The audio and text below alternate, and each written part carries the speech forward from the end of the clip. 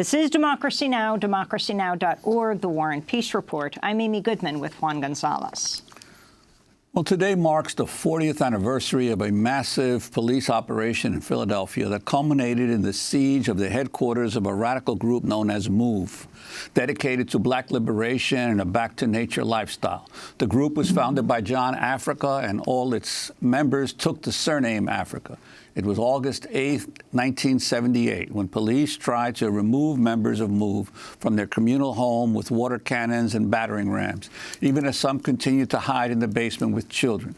This is how an eyewitness described the scene in the documentary MOVE, Confrontation in Philadelphia. I was standing on the porch, 3207 Pearl Street, and I could hear, it's only about 20 feet from MOVE headquarters. I could hear voices. I could distinguish who was calling. I could distinguish the kids crying. Hear it very clearly. It was calling out for help. And 2 minutes later, hoses are blasted at the house to flood MOVE members out of the basement. During the siege on MOVE's house, gunfire was exchanged and a police officer named James Ramp was killed. MOVE members were beaten by officers as they were forced out of the home, including Delbert Africa, who was unarmed and half naked as TV news cameras filmed police grabbing him by his dreadlocks, throwing him to the ground, and kicking and stomping him.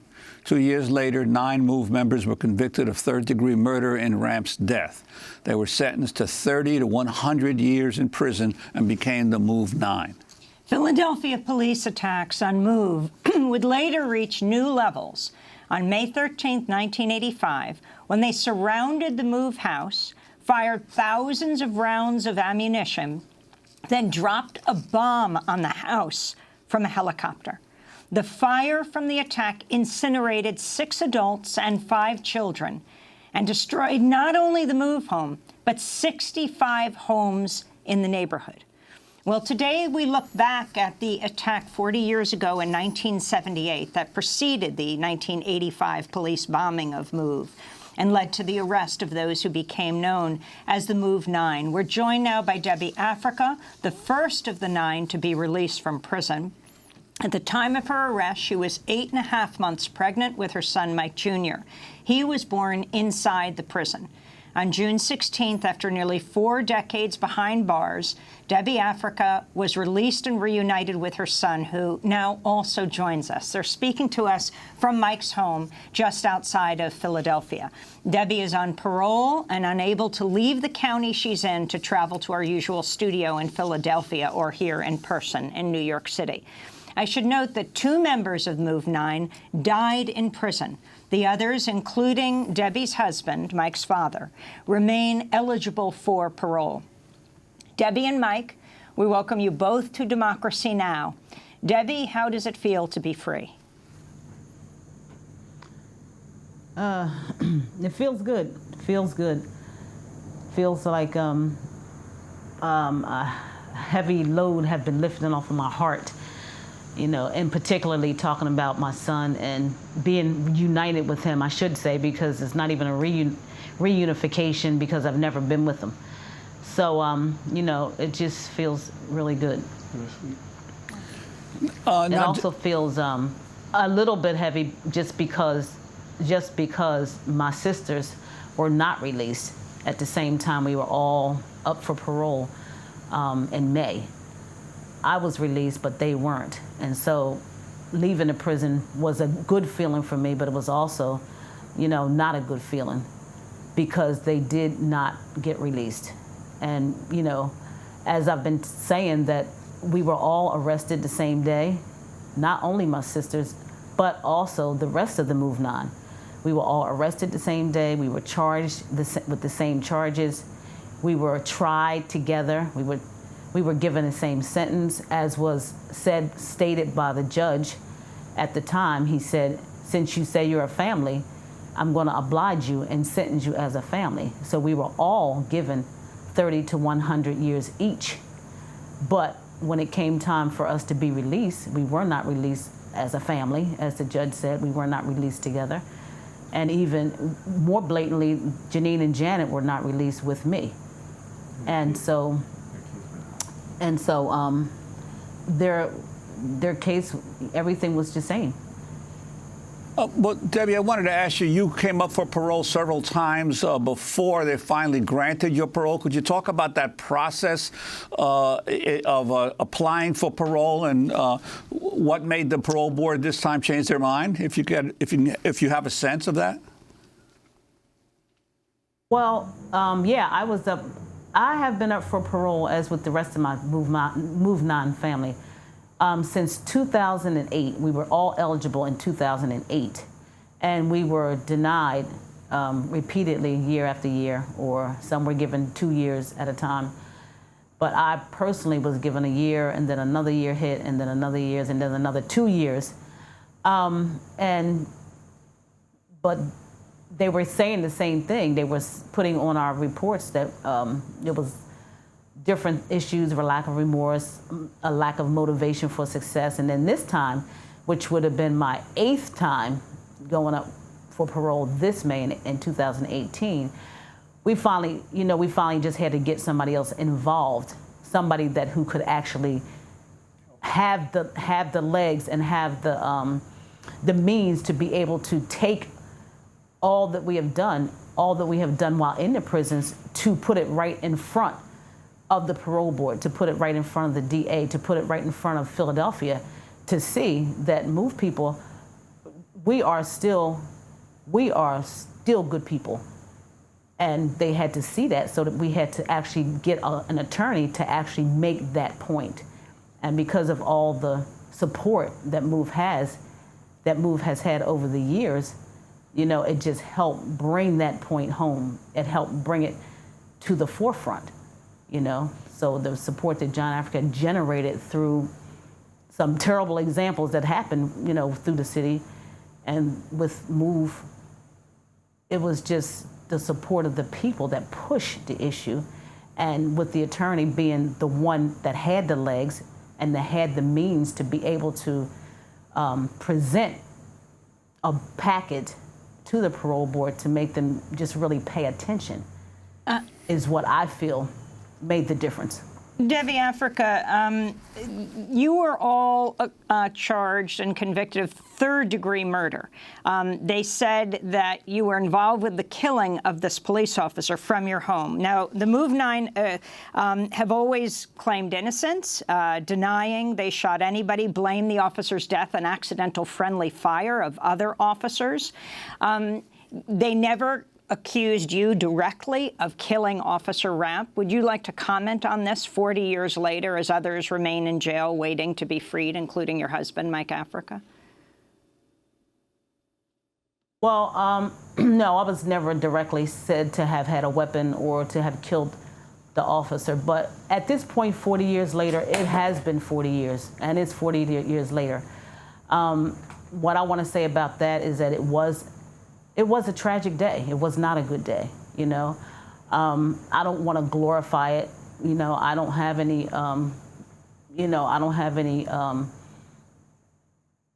any glorification feelings in me to even really relive it, because it was a tragic day. I really don't like even bringing it up, because, people have suffered and still suffering behind it. And the main thing I would like to focus on is not only helping pull people together and unifying people to push forward for a better day for not only MOVE, but for a lot of people who are suffering out here, but also to bring about the example about the MOVE 9 being innocent.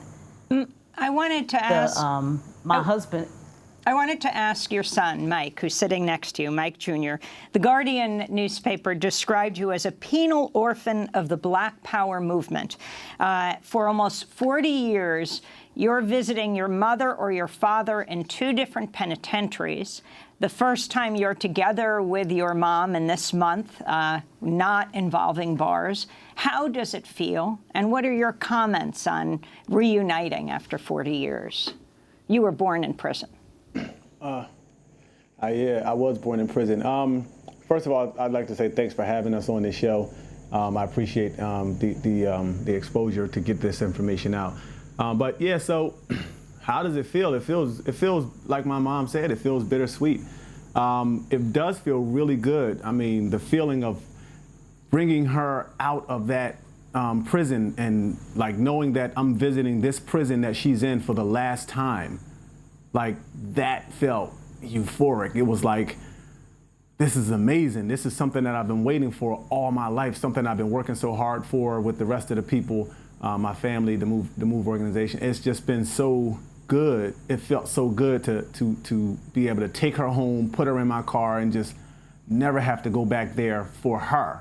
But it did feel bittersweet. I mean, every visit that I've ever been on with her since I've been in the organization, I've seen Janet and Janine too. And so to leave the prison with her and take her home, knowing that they are still back there, that was heartbreaking. It's still, just thinking about it now, and like, I almost felt like I was turning my back on them, you know, just walking away. I mean, I had to do it to take Mom home, but leaving Janet and Janine in that prison was devastating.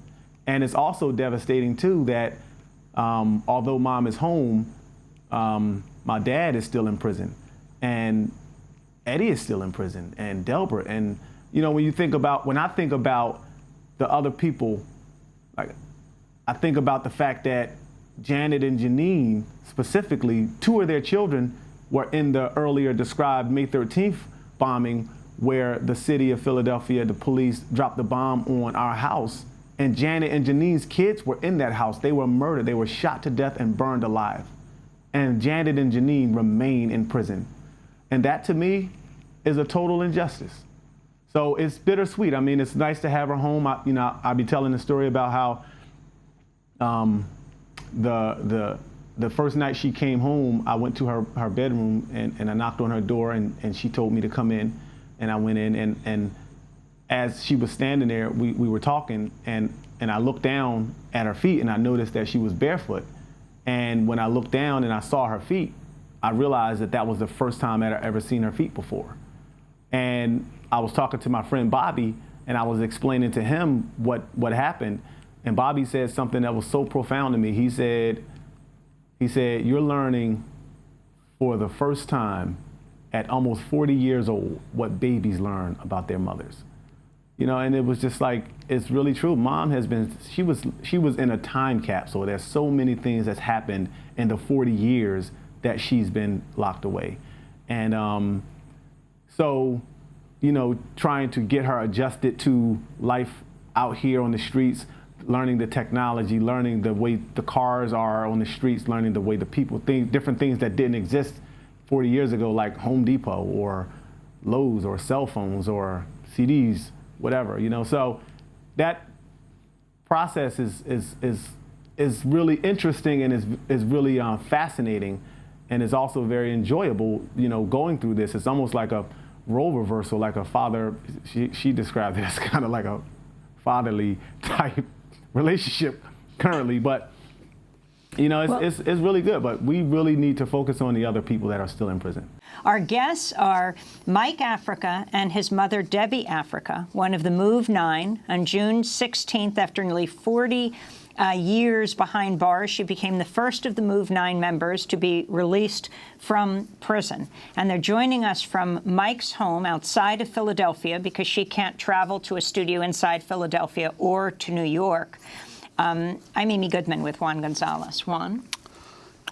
Well, Debbie, I'd like to, as your son said, 40 years is a long time. Many of the people who are watching or listening to this broadcast weren't born 40 years ago, have never heard of Move. And he also mentioned Delbert Africa. I was a resident in Philadelphia in 1978. I was just about to begin my journalism career at the Philadelphia Daily News, but I wasn't yet a reporter in August of 1978. But I clearly remember the television footage of that Move standoff with the police and of the beating of Delbert Africa, long before the Rodney King video. The videotaped terrible beating of Delbert Africa by police as he was dragged out of the house and beaten in plain view.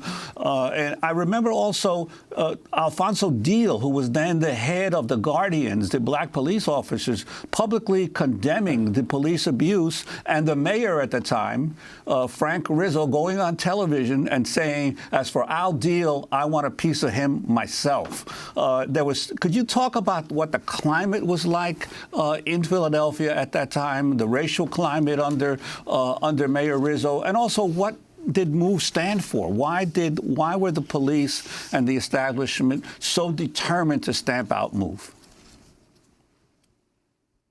Well, just because MOVE was an organization that represented life, and just generally, basically, the whole significance of the city of Philadelphia wanting to stamp MOVE out is because MOVE represented the fact that we would not stand for injustice. And our belief is about stopping the suffering of life. And because life is what people use to make money on, they exploit life in order to make money, it's big business. Enslaving life like zoos, enslaving life like circuses, enslaving life like incarceration, enslaving people. All those things are money makers. They're all industry. Puppy palaces, pet shows, all those things are industry. They're making money. They're exploiting life.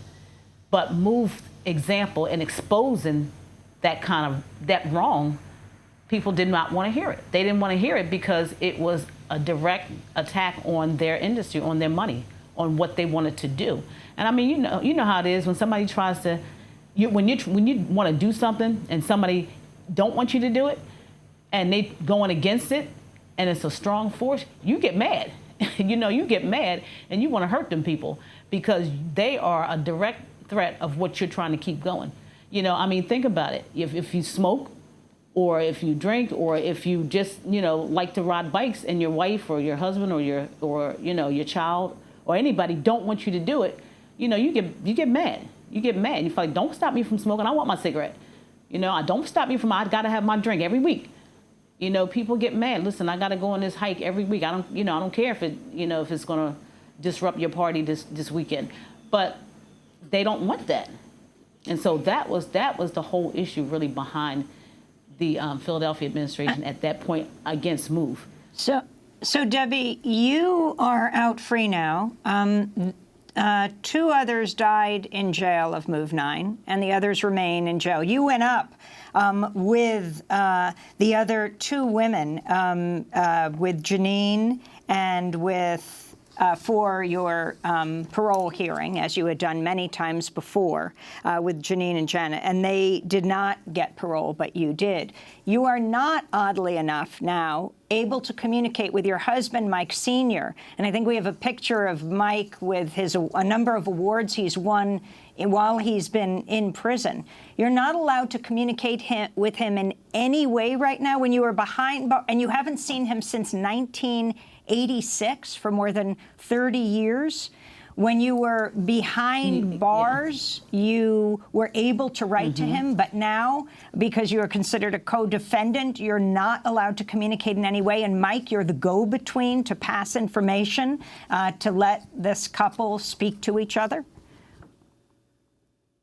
Right. Yeah, that's the way it's been. I mean, when my mother or my father wanted to communicate something in a more detailed fashion, oftentimes I've been for the last I don't know how many years, I would pass messages from one to the other, and that was like the most of a connection that we all had together as a family.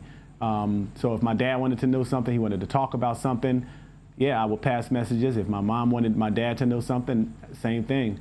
And that's the most family bond that we've had, had.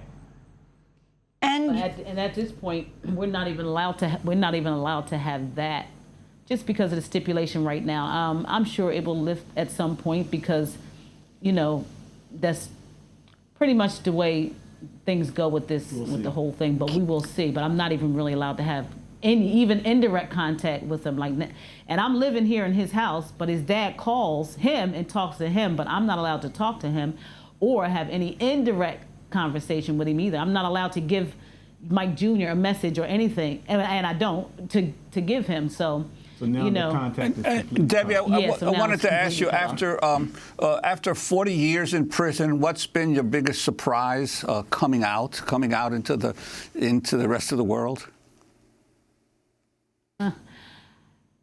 I think the biggest, I'm not going to say surprise, but I think the biggest, the biggest thing that just is so kind of offensive to me is having to buy water, bottled water. I think that is the thing that it annoyed me because, and I say not surprising because John Africa warned us about this over 40 years ago and said that if the system keeps going the way it's going, that we would actually have to buy water, drink water, have to scoff for water and air at this point. And so to have to buy water when water is supposed to be running free of germs, free of poison, to have to buy that is just a testament to what John Africa has been telling us, has told us over 40 years ago, and how serious things are. MOVE was a back to nature movement. We only have a minute, but Debbie, you gave birth behind bars, and you were determined that officers wouldn't be involved. How did you do it?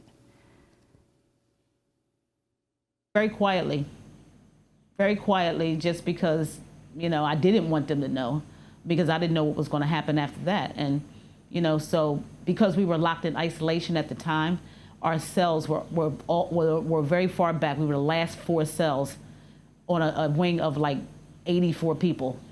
And so the officers didn't come back there much. So, because I'd had a baby naturally already at home, I pretty much knew what to do because I'd already had a baby at home 2 years before that. And Janine was my cellmate at the time. And I just had him, thanks to the teaching of John Africa, giving me the understanding to know that I could do it. And you that were with Mike in for 1975. You were with Mike for 3 days alone without him being taken from you? Yeah, it was about 3 days, yeah. Well, a total of about 3 days. They didn't know it. I want to thank you so much for both being with us. We're going to do part 2 and post it online at democracynow.org. Debbie Africa and her son, Mike Africa, together after almost 40 years. I'm Amy Goodman with Juan Gonzalez.